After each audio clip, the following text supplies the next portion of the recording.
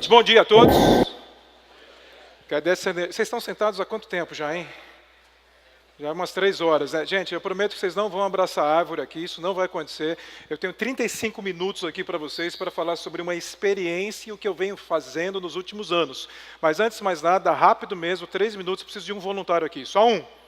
Senão todo mundo quer vir ao mesmo tempo. Você? Pode vir aqui. Não vai precisar do fone não. Gente, uma salva de palmas aqui para ele. Vamos lá. Não sabe o que vai acontecer e veio aqui na frente, certo? Aqui... O Irá é meio complicado. O Irá, mas tudo bem. Vamos lá, é rápido, gente. Vocês estão sentados, então vocês vão me ajudar para a gente entender tudo o que eu vou falar aqui e processar bem melhor as informações. O Irá é jogo rápido, tá bom? Vamos trabalhar agora hemisfério direito, cerebral esquerdo. Direito, romântico, poético, criativo, esquerdo, cartesiano, matemático e lógico, entendeu? Então vamos lá, vou falar o número 1 para você fala o 2, é só isso. Qual o próximo na sequência do 2? 3. Isso, e volta para o 1 novamente. Tudo bem? 1, 2, 3, 2, 3. é só isso, viu? Simples. Vou colocar pressão agora, pode ser? 1, 2, 3, 2, 3, 1, 2, 3. 1. Não precisa ir para trás não, calma, fica aqui. Ele está com medo. Vocês vão entender daqui a 2 minutos por que eu estou fazendo isso. Então eu vou pedir para vocês, esse é o primeiro passo de mais 3. Vocês vão ficar de pé e vão fazer isso em duplas. O que eu fiz com o Irá. Ok? 1, 2, 3 e acelerando. É só isso. De pé. Fique de dupla com o seu colega do lado. Vamos lá. Estão sentados aí, tem gente que só está no celular. Valendo a partir de agora, 30 segundos. Não se cumprimenta não é hora de fazer isso não, gente. A próxima eu vou falar 1 e quem fala 1 bate uma palma, é só isso. O 2 e o 3 é só falar. Vamos lá, mais 15 segundos. É só até 3 mesmo, vocês vão entender.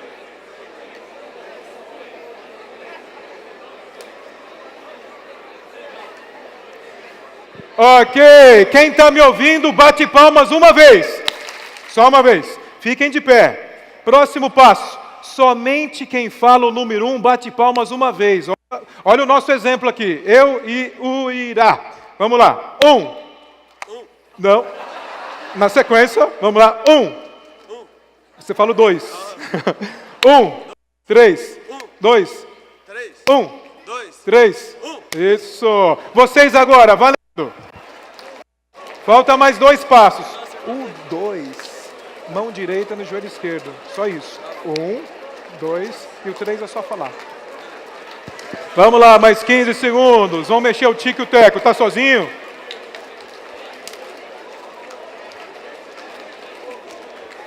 Ok, vamos lá, gente. Atenção aqui. Quem está me ouvindo, fala eu. Obrigado. Vamos fazer barulho aqui. Quem fala 1 faz o que mesmo? Quem fala 2, aproveita a oportunidade da única atividade física da semana. Mão direita, joelho esquerdo. Então, eu com ele. Exemplo primeiro. Começa pelo 1. 2. 1. 3. Vocês agora, valendo. Falta só mais um passo. Vamos lá, acelera. Mão esquerda, joelho direito. Mão esquerda. Mão esquerda no joelho direito. No calcanhar direito. Você é gerente aqui? Então tá bom. Ok, quem está me ouvindo, fala eu. Quem fala 1 faz o quê? Quem fala 2? Quem fala 3, mão esquerda, calcanhar direito. Veja o exemplo aqui agora, eu e o Irá. 1, 3, 2, isso, vocês agora, valendo. Tá sozinho?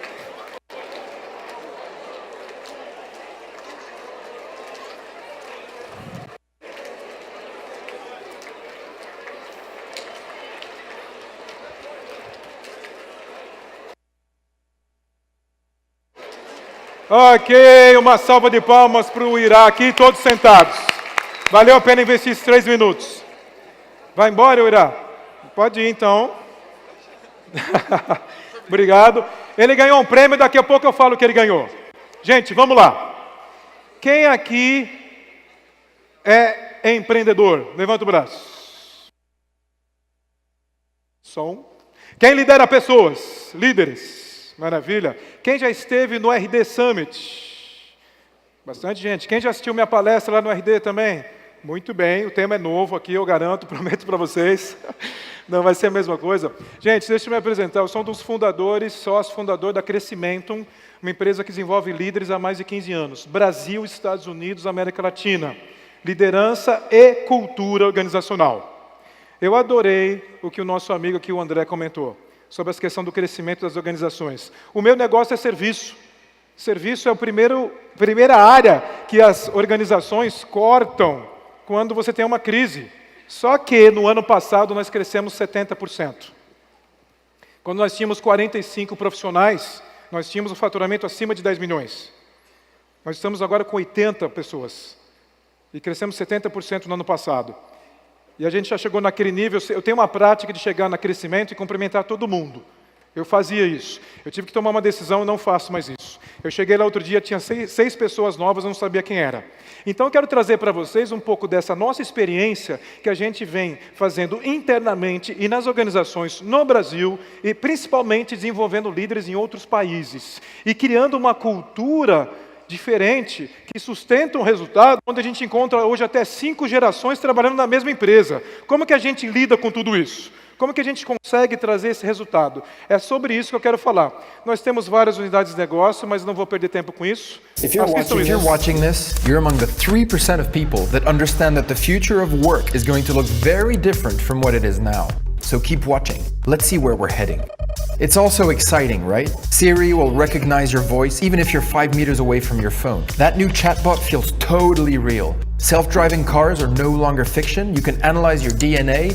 You tried flying that drone for the first time, and you're thinking of buying a smart speaker to make your life so much easier. A few years from now, and that's something like 3 years, not 30, artificial intelligence, robotics, machine learning, mass 3D printing, biotechnology, chatbots, virtual reality, deep learning, drones, augmented reality, smart objects will all be deeply enrooted in our everyday lives. Just like computers, phones, or electricity are for us today. Oh well, is this really gonna happen? And if it does, you'll adapt when the time comes, right? Life is good. You love your job. You've been working for this established company for a few years. You're comfortable in your position. You know what you're good at. People like you, and that last presentation you gave got you some amazing reactions. You're safe with your company.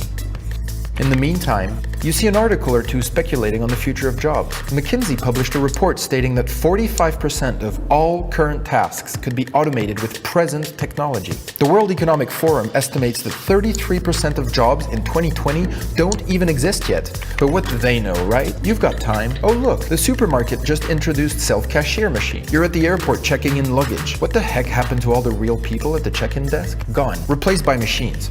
But it's only the low-skilled jobs, right? Nope, think again. In 2012, there were 150,000 humans working on Wall Street. 3 years later, automation has cut that number down to 100,000.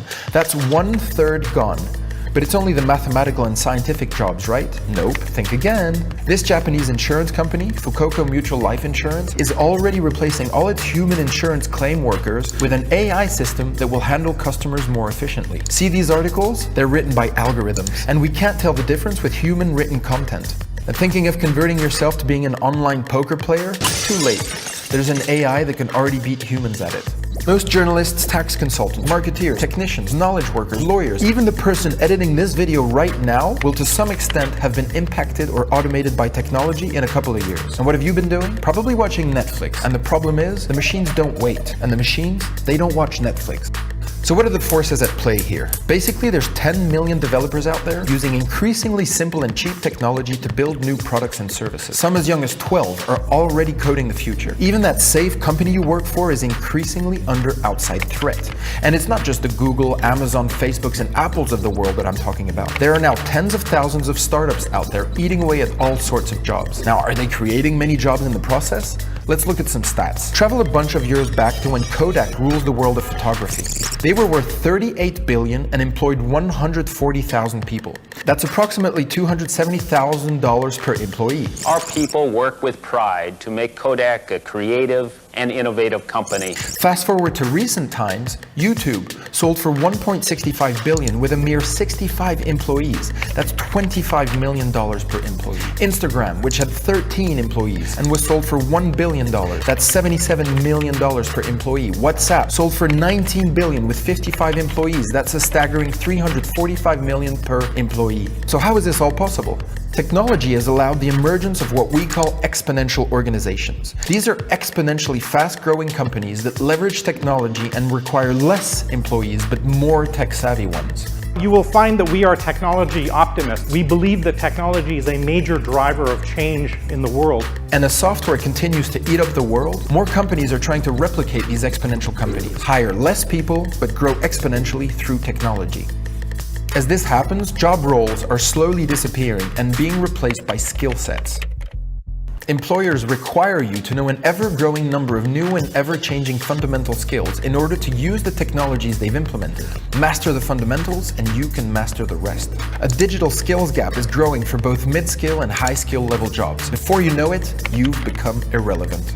But wait, what's this doomsday message? There's actually a way to leverage technology before it leverages you. And in fact, it's never been easier to do so. This might sound kind of corny, but it starts with the right state of mind. It starts with having a growth mindset, where you have the desire and the confidence that you can learn anything. Shift your thinking on how these technologies will rattle and mutate, but enrich your work life. Because yes, if you play your cards right, technology will make your work life and your life in general much, much better.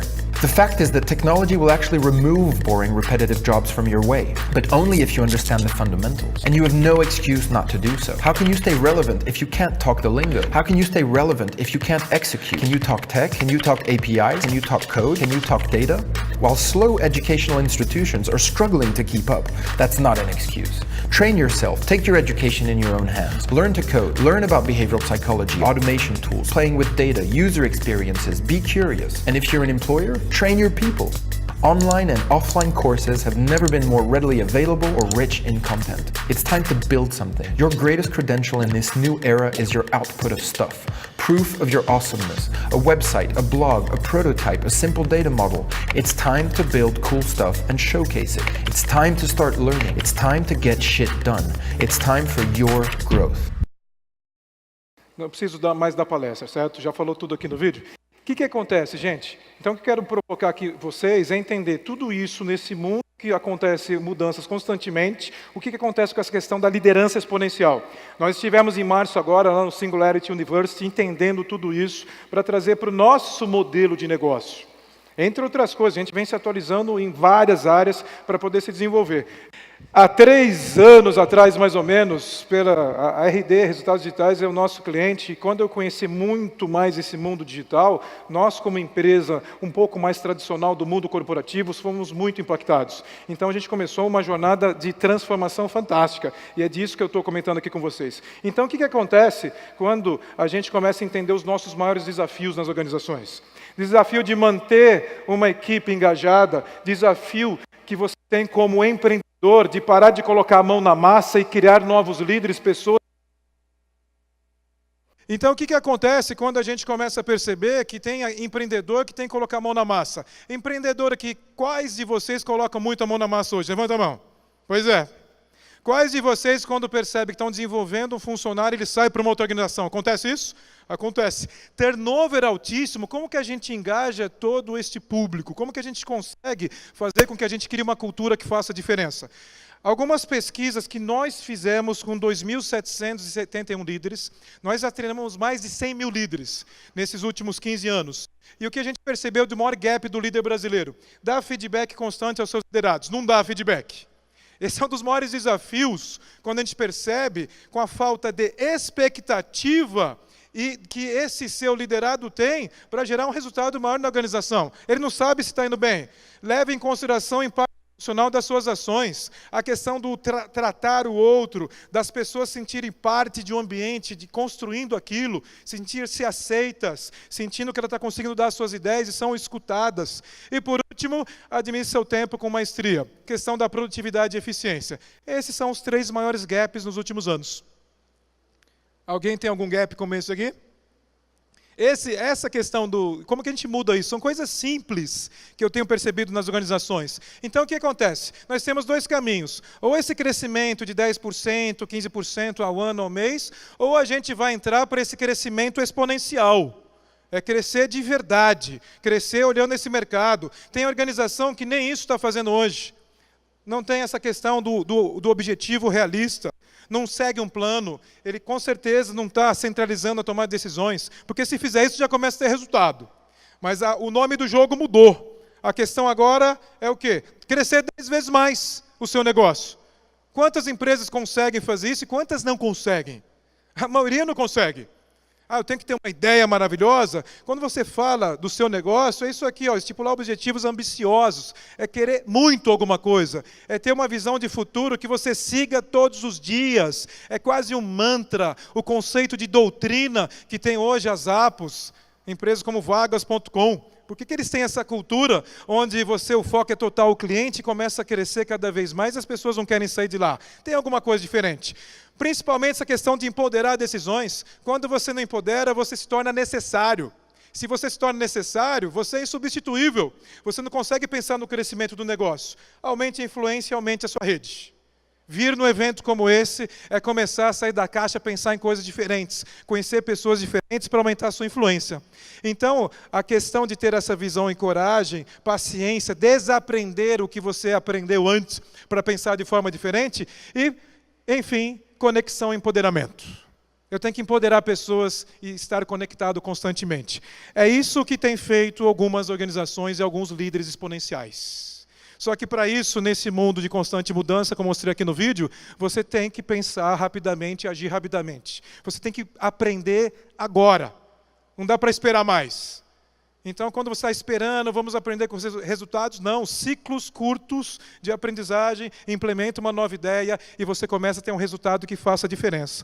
My name is John Webster, and I'm currently working in human resources driving a workforce management strategy. I've just attended the Leader of the Future training, and I can honestly say it's been the single most important training I feel like I've attended in my entire life. It's been an exceptionally powerful week. The chance to grow and learn with other leaders has just been a phenomenal experience that I think has truly changed how I will work, but also I think who I am as a leader, both in work and outside of work. Eu sou matemático, eu vim da área de tecnologia da informação e um dia fui abrir uma empresa, faliu, abri uma segunda empresa, faliu, abri uma terceira empresa, começou a dar certo. Em 2005, nós criamos um programa de liderança para fazer a diferença nesse país e o nosso grande sonho era ter 3 turmas de imersão de 6 dias por ano no Brasil. Eu, Arthur Diniz, meu sócio, a gente falava assim, o dia que tiver 3 turmas vai ser o nosso sonho realizado. Hoje tem 40 por ano, de 6 dias de imersão. E o nosso grande sonho realizado há 2 anos atrás foi ser uma empresa escolhida na Whirlpool, nos Estados Unidos, em Chicago, concorrendo com Harvard, Kellogg, para ser a empresa que vai formar os líderes americanos, europeus. E isso a gente já fez mais de 6, 7 turmas lá. Então a gente começou a fazer o que? Nosso processo de internacionalização. E para nós brasileiros é o tupiniquim ensinando pessoas diferentes. Ou seja, não tem limites. E nessa jornada a gente teve que aprender muito rápido o que fazer, o que ninguém está fazendo, vamos fazer. Ter coragem para fazer isso e realizar. E aqui está o feedback de um americano dizendo o que aconteceu com a vida dele. Então, o que muda nessa liderança exponencial? O que a gente tem que olhar e perceber? Antigamente, essa questão da hierarquia, aí tem esse modelo informal, você segue alguém, mas mudou. O nome do jogo mudou. Você cria um ambiente, uma cultura orientada por valores, onde você tem essa questão da holocracia. Todo mundo se torna autogestor. Todo mundo se torna dono do seu negócio. Todos dentro dessa organização são, de certa forma, independentes. Isso é empoderamento. Este modelo é o que funciona em grandes organizações. Grandes organizações como Google, Microsoft, Facebook.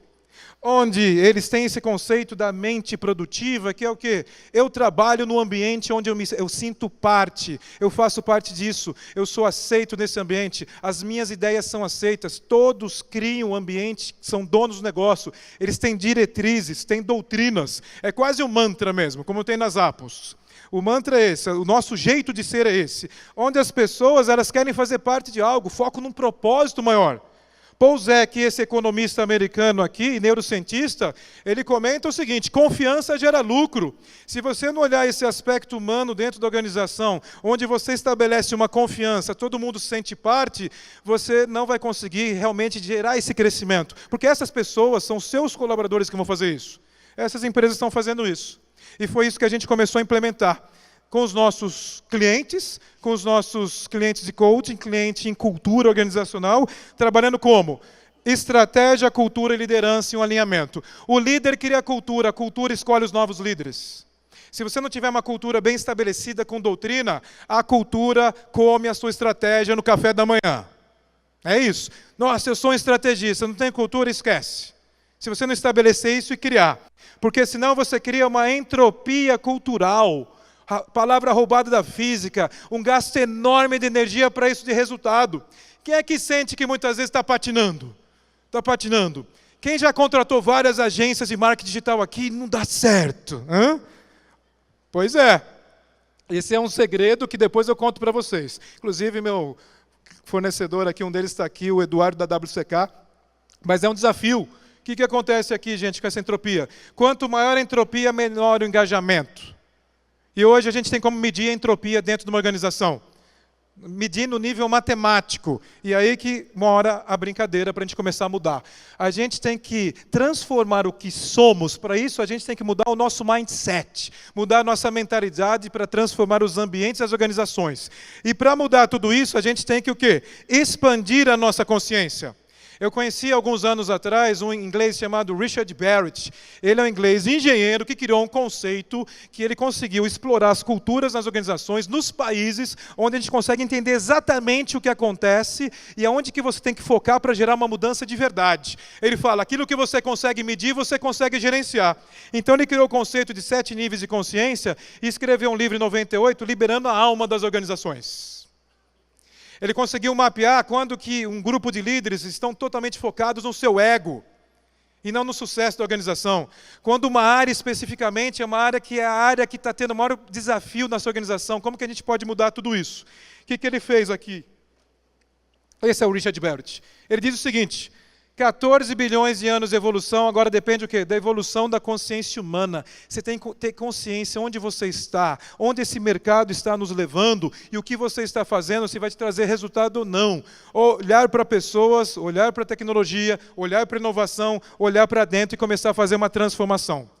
E aí nós começamos a fazer esse trabalho de transformação cultural e eu tenho uma máxima, você quer fazer algo bem feito, busque os melhores. Hoje eu tenho alguns mentores na minha vida. Um dos mentores de tecnologia, um deles está aqui, ó. Aqui o Rafael, CEO da Hipnobox. Quando eu quero saber algo de tecnologia, Rafael, vamos almoçar. Se tornou um grande amigo. Quem é o melhor de cultura? Richard Barrett. Fui para Londres no ano passado, falei, Barrett, nós queremos você no Brasil. Nós trouxemos ele no ano passado no Brasil, fizemos um evento com ele, com o Ricardo Amorim, várias pessoas, e usamos o modelo dele de mapeamento cultural para mapear o Brasil. Saiu o Jornal Nacional, fantástico, valor econômico, o resultado da cultura do brasileiro. Que eu não vou falar aqui agora, isso seria um outro momento. Então, o que acontece com esse conceito? Aqui está o Barrett, a gente lá em Londres. Ele começou a trabalhar com o conceito de valores. Cada nível de consciência é um valor. E cada valor determina um comportamento, um estilo de liderança, um gap, ou aonde a empresa vai chegar. Consigo entender, se você continuar desse jeito, o que vai acontecer lá na frente? Se você mapeasse agora Zappos, Facebook, Instagram, você ia conseguir entender uma série de coisas nessas equipes. Escolham agora um valor dessa lista aqui, que para você é extremamente importante. Apenas um valor. Escolhe um valor. Que sem esse valor, assim, você não vive mais a sua vida. Um valor para a sua vida pessoal e profissional. Apenas um valor. Escolheram? No final eu vou dar um assessment para vocês fazerem uma avaliação completa do seu estilo, dos seus valores. Mas agora só escolham um. Escolheram? Responda essa pergunta. Por que você acredita que esse valor é importante? Lembra do momento que você viveu esse valor e quais comportamentos você teve? Quando você responde essa pergunta, nada mais do que você está trazendo é a sua crença, a sua mentalidade, o seu mindset em relação a isso. E isso não é ciência, é a sua verdade. Muitas vezes nós estamos presos à nossa verdade, nos tornamos inflexíveis e não mudamos. Nesse mercado agora, quando a gente fala de transformação digital, tem que ter mudança de mindset. Nós encontramos hoje numa organização aquele executivo, aquele profissional que trabalha há 30 anos. Da época em que o pai mandava, ele obedecia. E encontramos o jovem que hoje o pai manda, ele fala, por que eu tenho que fazer isso? Ele questiona e desafia o status quo. Imagine isso dentro do mesmo grupo. Ele valoriza coisas diferentes. E entender isso faz uma diferença enorme para a gente começar a trabalhar a cultura. Então, como que funciona os 7 níveis de consciência? Quando você mapeia uma equipe, um indivíduo ou uma empresa inteira. Primeira coisa, ele diz o seguinte, os 3 primeiros níveis de consciência, de baixo para cima, são os níveis de consciência atrelados ao nosso ego. Pensar em si mesmo, pensar no umbigo. A partir do nível 4, que é o pensamento de startup, para cima é o conceito da alma. E nós deveríamos ter o espectro completo, uma distribuição em todos os níveis de consciência. Empresas que estão no nível de consciência 1, são empresas que estão presas na redução de custo, olhando para o umbigo, não pensa em inovação e nem criatividade.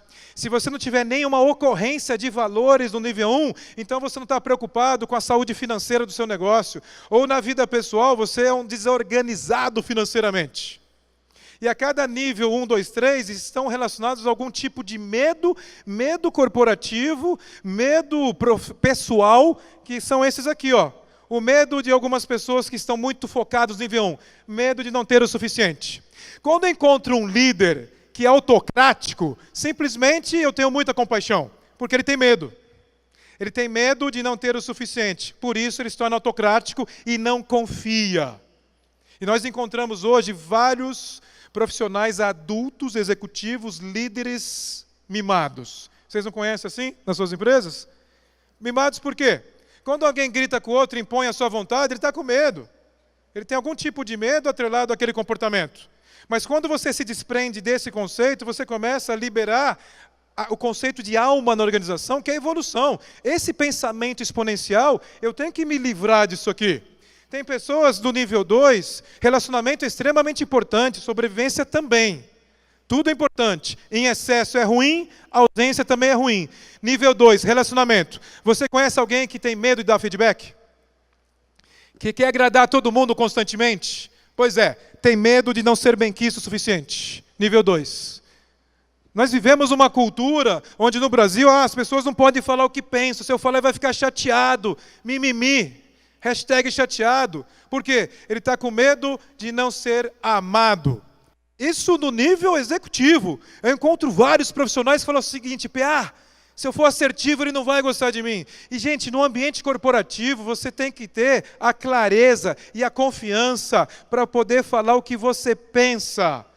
Porque isso tira tudo da frente para você focar no que realmente é importante, que é o resultado. Se você fica cheio de dedos para falar o que você pensa, o que vai acontecer? Você cria a síndrome da equipe apaixonada. Sabe o que é isso?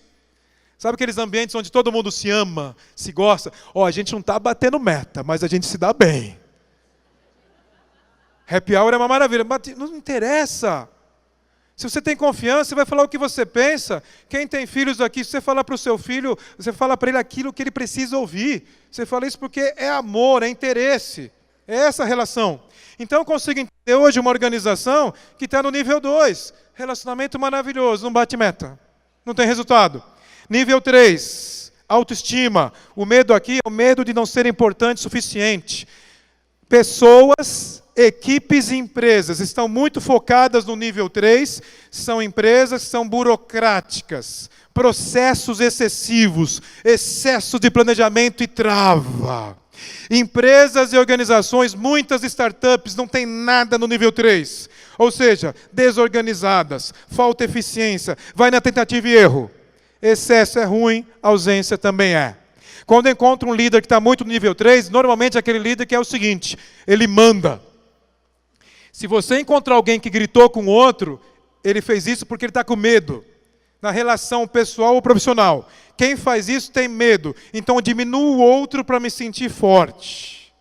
Vocês conhecem alguns líderes e empresários que fazem isso? É medo. Medo de não ser importante o suficiente. Mas eu sou o diretor, você tem que me respeitar. Bullshit que você é o diretor, você é um ser humano como eu. A questão toda é, nível 3 acontece de uma maneira assim impressionante como eu vejo nas empresas. Quando a gente se libera desse ego, a gente começa a entender a organização, onde eu posso confiar no meu estagiário que vai crescer, nesse trabalho colaborativo, você se desprendeu desses medos e você começa a trabalhar no nível da transformação, pensamento startup. Aqui é o líder facilitador, aqui são valores como crescimento pessoal, colaboração, inovação, trabalho em equipe, pensar diferente, onde existe a complementariedade. Eu estou passando para vocês um conceito teórico, só que existe como avaliar isso estrategicamente de uma forma bem analítica para entender os ambientes. Então eu quero navegar nesse mundo, eu quero acompanhar esse mundo, eu quero entender como ter mais resultado, a gente tem que entender aonde está pegando. Depois do nível 4, tem o nível 5. A grande maioria dos jovens e muitos que estão aqui hoje estão no nível 5. No estágio psicológico que eles se encontram, não estão no nível 5, pela idade. Mas eles operam no nível de consciência nível 5, que é o quê? Nível do propósito. Eu faço as coisas se tiver significado e sentido. Eu faço as coisas se tiver propósito. São aqueles profissionais que perguntam por quê para tudo. E aqui é coesão interna. Tem que ter um propósito isso aqui que a gente está fazendo. As suas ações na sua empresa têm que ter um propósito. Por que eu estou construindo esse software? Por que eu estou aqui rodando a manivela? Porque é isso que eu estou fazendo. E quando não existe alinhamento, não existe comunicação, não existe essa inspiração dentro da organização, eles vão embora. Eu tenho que me sentir parte de algo, que eu estou construindo algo. É nível 5. Por isso que o Bero te chamou de alma. Conexão, propósito. Se ele não vê propósito, ele vai embora. Então aqui, ego e aqui alma. E a gente vai para o nível 6, que é fazer a diferença. É desenvolver o outro. São os líderes que criam novos líderes. E aqui entra o líder exponencial. É quando ele faz o empoderamento. Se ele estiver aqui hoje no evento, ele se tornou desnecessário na sua organização. Porque as coisas continuam funcionando. Mas se ele está aqui e está dando pau lá, reflete. Você não formou ninguém, não está formando novos líderes.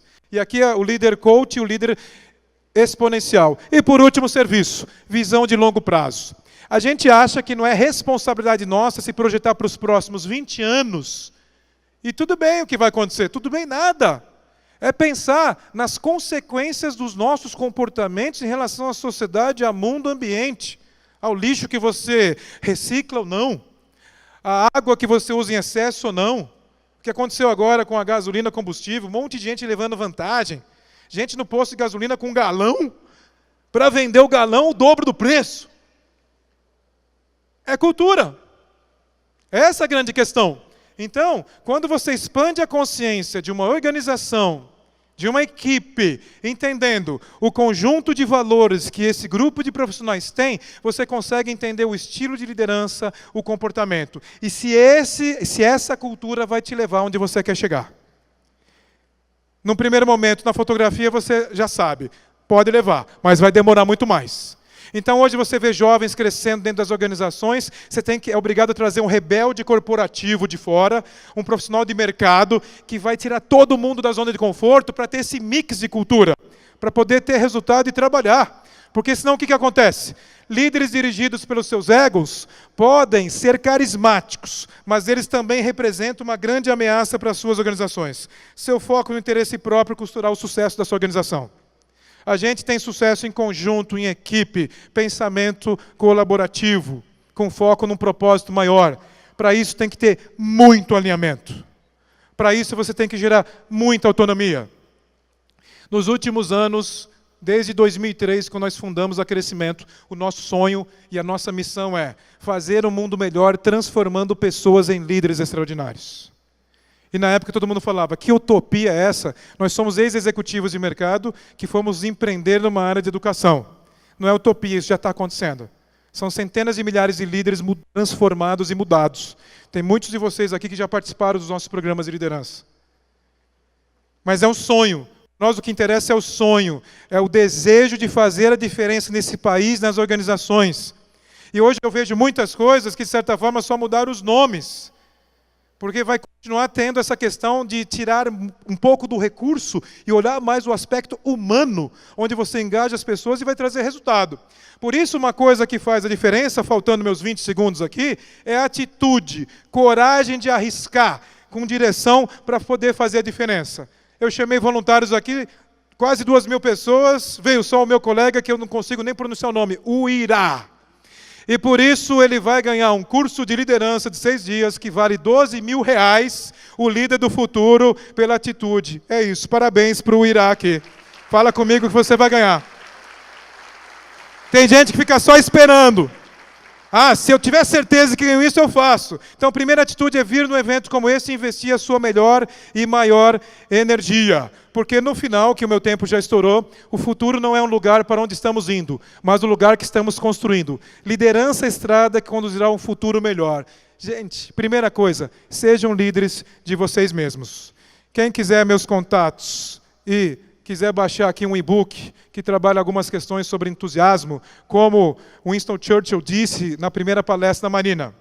Disse o seguinte: sucesso é o fracasso a cada passo, um fracasso atrás do outro, mas não desistir mantendo entusiasmo. É isso. Queria agradecer meus 35 minutos, obrigado, Superlógica, foi fantástico aqui, estarei com vocês até o dia inteiro aqui. Obrigado, gente, valeu, até mais!